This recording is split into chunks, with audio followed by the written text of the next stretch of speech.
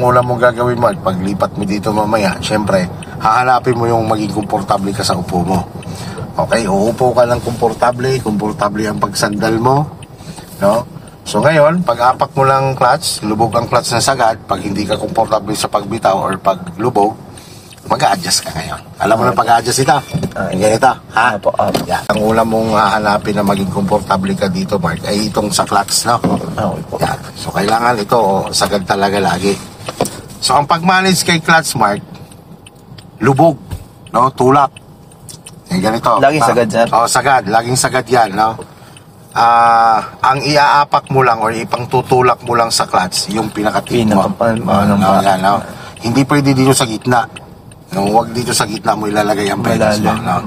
Kasi mga ngalay yan or di kaya minsan akala mo nakasagad na, hindi pa pala. Pagka dito kasi ramdam mo talaga na naisagad mo yan. So ganyan, Mark, tingnan mo kung paano Kuya Ron, ha? Yan, sagad. Pag binitawan mo naman siya, Mark, dapat nakaganito. Nakaganyan, ha? Umaangat, lumulutang yung paa mo. Huwag mong sanayin ang paa mo na nagbibitaw ka ng clutch na nakadiin ang sakong mo sa flooring. Kasi minsan, hindi nagiging consistent ang bitaw niyan. Pag inabot kang ngalay kasi, minsan nabibigla mo lang bitaw. Okay. What if kasi pagka ganito, mararamdaman mo talaga yung biting point niya. Ito namang right foot mo, siyempre ang imamanage niya si brake at saka si accelerator. Ito naman yung tipong nakatuol naman ang sakong dito sa flooring. Ganito lang dapat ang management niya.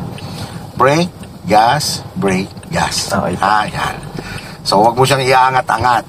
Kasi, pag inaangat-angat mo naman yan, may apak ka na preno niya na mabibigla mo, bibigat. Okay. Kapag dito, pinagaan mo lang siya sa ganito, magiging smooth ka lagi pag titigil, pag magagas. Okay. Ngayon, nakuha mo na yung komportable mo dito sa baba. Next mo namang hanapin na komportable ang paghawak sa malibela. Na, steering wheel. So, it's about 90 degrees yung position ng braso. No? Hindi yung sobrang nakabayok-yok lang yan. No? Sa beginner, asa nag-aaral pa lang sa 4 wheels, ang paghawak natin sa malibela, ito yung sinasabing 9 o'clock, 3 o'clock.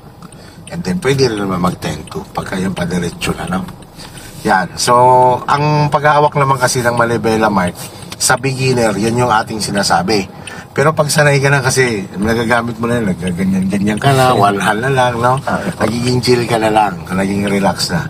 So sa ngayon, dahil pinapamilyar mo pa lang ang ugali ni Malibela, dadaling ka nito minsan sa mali. Dahil dinadala din siya ng mali ni kalsada. Okay, ang Malibela naman kasi, Mark, naka-fix na naman yan. Kaya naman yan lumilihis dahil sa hugis na kalsada. So ikaw naman, pag naramdaman mo lang dinadala ka sa maling direksyon, ikaw yung magtatama sa kanya. Kasi hanapin mo yung pag-ikot mo ng Malibela, kailangan komportable ka. After mo naman nakuha na yung komportable mo sa pagkaupo mo, paghawak ng Malibela, syempre dapat maging komportable ka sa pagtingin sa mga side mirror mo. So ina-adjust din siya. Hindi mag-a-adjust ng side mirror, nasa proper, no? Yan katulad yan, nakikita natin yung dalawang handle. Paglingon mong ganon, visible mo yung buong kalsada. Tingin na kita natin yung buong kalsada. So, but i-consider natin palagi, Mark, na may mga blind spot, katulad yung mga nagmumotor. Okay. So, siyempre, ikaw ay motorcycle rider. So, ngayon, magiging driver ka na. So, naiintindihan mo ngayon yung sitwasyon ng isang driver. Bilang motorcycle rider. Sorry na agad sa mga nagmumotor. Yun. So, syempre, ako bilang driver, Mark, sa katulad mong motorcycle, hindi ko sinasabing pasaway ka na rider. Pero alam mo naman marami talagang pasaway. Pero ako kasi, ginagawa ko, at lagi ko sinasabi sa mga estudyante ko, proteksyonan natin sila. Kasi baka hindi lang nila alam. Hindi dapat natin sila binubulyawan, hindi natin dapat sila pinapagalitan. So, kumbaga, tayo na lang ang mag-adjust sa kanila. Ganun lang naman yun, para iwas gulo. So, Mark, isa sa safety reminder din na huwag makalimot mag-lock ng door. Lagi yan. Okay, pag ikaw ay magdadrive. Okay. So, sabi ko nga, lagi sa mga estudyante ko, kapag kayo ay magdadrive, dapat siguraduhin nyo na ang sarili nyo ay reading mag-drive. Secure nyo ang attitude nyo ay handang humarap sa sitwasyon sa kalsada. Importante ang behavior at attitude bilang isang driver. Para lang din yung trabaho, Mark, di ba? Okay. Kahit anong galing mo sa trabaho, kung may bad attitude ka naman, wala rin, no? Ganon din dito, kasi Mark, marami sa ating motorista na kulang sa kaalaman. At lagi mong tatandaan na nagdadrive ka sa kalsada ng Pilipinas. Siyempre, kabisaduhin mo ang sasakyan na dadalhin mo. Ipamilyar mo muna siya. Huwag kalimutan basahin ang manual book ng sasakyan na dadalhin mo. Today, ang magiging activities natin ay familiarization, stop and go, yon. Tapos full turn, checking of lane, reverse. Okay. And then pag okay na tayo sa footwork, hindi ka na lumalabas sa linya, lalo na kapag nagpapalit ka ng gear, lumabas na tayo sa actual na kalsada talaga, na mas marami na tayong makakasabay.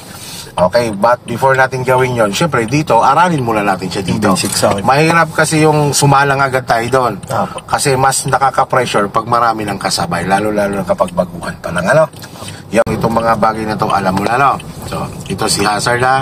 Yan, si hazard, ginagamit yan kapag katulad dito, nakatigil, emergency, nasiraan ka, or nagre-reverse ka, no? Alam mo naman yung pagsisignal. Apo. Yan, so, sa motor kasi Sa ganyan. motor, opo. Ito, Pag ito po, pag turning left. pababa. Ayan. Turning right, pataas, ha? Okay, so ito namang lever handle na to sa sasakyan. Dito naman ino-open yung ilaw. Park light, yan, headlight, high beam. Yan, ha? So dito, Mark, tulad ng sabi ko nga sa'yo, pag ikaw ay hawak ng isang sasakyan, lalo lang, bago lang sa'yo, kabisaduhin at alamin mo muna yung switches control. Ano? Para pag along the way na tumatakbo ka na, pag bubukas ka pala ng ilaw, hindi pag dumilim na, alam mo na mga switches in control. Okay, so lever handle sa left, dito ginagamit ang signal, dito rin nagbubukas ng ilaw. Ang lever handle naman dito sa right, ito naman si wiper.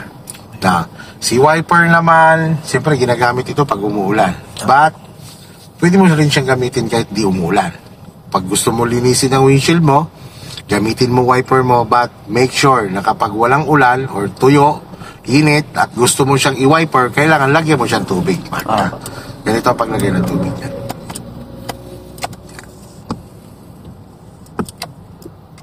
Mark, huwag ka mahiya magtanong, ha. Maging komportable ka lang.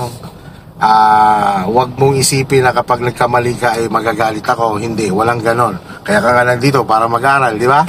So, sabi ko nga, isa puso mo lang, intindihin mo lang mabuti. Maya-maya lang, magugulat ka lang, nakakapagpatakbo ka lang ng normal dyan, ano? Okay, so dito, familiarization tayo. Lubog si clutch, first gear. Ang first gear, Mark, ito yung may kabigatan mo. Huwag mo siyang panggigilan. Relax lang, ganyan lang. Kabig mo lang papunta sa'yo, tulak pataas. Ang second gear, gano'n lang din. Pag bumalik yan sa neutral, pag naganon mo yan, kabigin mo lang siya ulit papunta sa'yo. Hila pa baba. So, madalas sa baguhan, naliligaw, second gear to third gear. Yan ang madalas ng kinaliligawan ng mga estudyante or mga baguhan. Kasi nga, from second gear, ang ginagawa ng iba, kumakabig papuntang kanan, pumapasok sa pip. Yung iba naman, from second gear, pag ganon, pinigil, kinabig pa kaliwa, pumasok sa first gear. So, para hindi ka maligaw, ganito lang. Second gear, alisin mo lang siya. Nasa gitna, tulak mo lang pataas. Yan ang third gear. Wala siyang kabig. Dadalhin mo lang siya from second gear, in-neutral mo lang. Tulak mo pataas. Okay po. Yan, para hindi ka manggigil, halimbawa from second gear. Pag alis mo, bitaw, luwagan mo ng konti ang kamay mo. Sabay tulak. Okay po. Yan, tapos port, harap lang din niya. So, ang may kabig first, second, pip at reverse. Now, yan. Dito naman, sa handbrake, ang pag-release nito, pinipindot. Angat ng konti, pindot, release. Pag i-handbrake mo naman siya, kahit di mo na siya pindutin. Okay po. Yan. Okay, so mag-handbrake ka lang, syempre, kapag nakatigil ka, gusto mo magpahinga, naka-neutral ka lang naman, bibitawan mo si brake, kailangan mag-handbrake ka. Sa manibela naman tayo. Meron tayong sinasabi, Mark, na hand over hand at hand to hand. Okay, so ang hand over hand, ganito. Yan, hand over hand. Okay po. Yan yung hand over hand, ha. Mga ginagamit yung hand over hand, lalo na pag malaking Full liko, turning, full no? turn, full turning, no? Tapos, ang hand to hand naman, ganito. Yan, 1 and 2. Yan. So, meron pa ako idadagdag sa'yo dito sa manibela. Halimbawa, Mark, zigzag ang kalsada. Ganito ang pag-manage nito. Pag halimbawa hinila mo, halimbawa zigzag pa kaliwa. Halimbawa hinila mo itong kaliwa mo pababa. Kailangan ito naiiwan dito lagi sa posisyon ng 3, no?